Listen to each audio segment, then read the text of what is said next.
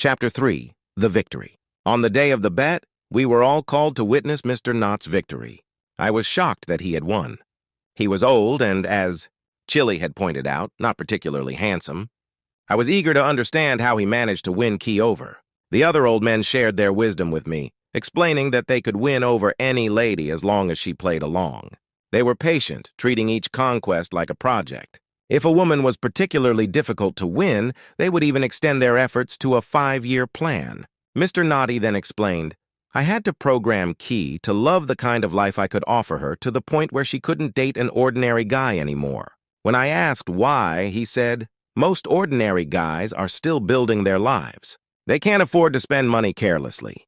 But it's more than that. Even if an ordinary guy tries to match this lifestyle, she might take his money and run.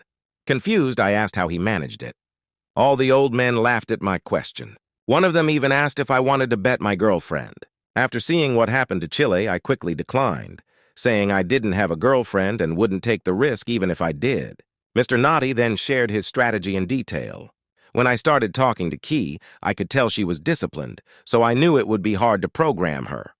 I began by inviting her out with my nieces so she would think she was helping them. I would buy gifts for my nieces and insist Key get something for herself, too.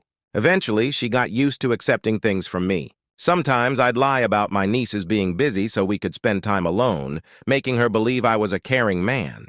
I made her think she was in control of every decision, but I was the puppet master, subtly directing her actions. He continued.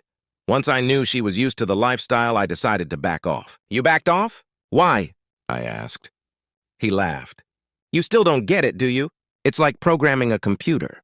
You create a program and then get feedback to see if it works. In this case, I wanted to see if Key was truly programmed. If she wasn't, she would have stayed quiet when I went silent. But because my programming worked, she started trying hard to reach me. When I responded, I did so with demands. At first, she didn't comply, but most ordinary guys like you can't afford my lifestyle. Mr. Naughty explained that he strategically called Key when Chili needed to talk to her, ensuring Key picked his calls instead. He also supported her emotionally, offering advice and help whenever she needed it. This made Key believe he was the one for her. So now that you've won, are you going to marry her? I asked.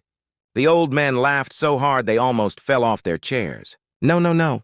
We're not going to marry her. For us, it's a game to see how powerful we can be, even with the strongest, most principled women. Who would want to marry a programmed lady? Money comes and goes. If I lose my money today, she'll leave me tomorrow just as she left her boyfriend. That's a risk we're not willing to take, Mr. Naughty added.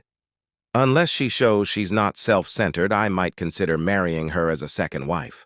He laughed.